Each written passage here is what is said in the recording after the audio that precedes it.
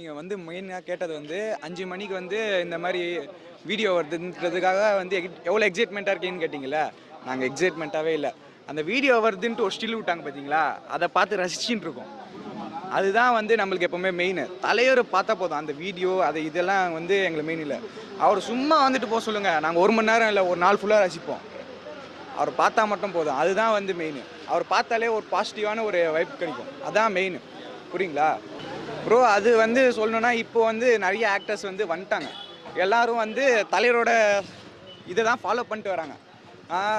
வந்து நான் யாரும் இது பண்ணி சொல்ல, எல்லாருமே வந்து தலைவரோட ஸ்டைலு அது இது ஃபாலோ பண்ணிட்டு தான் வராங்க.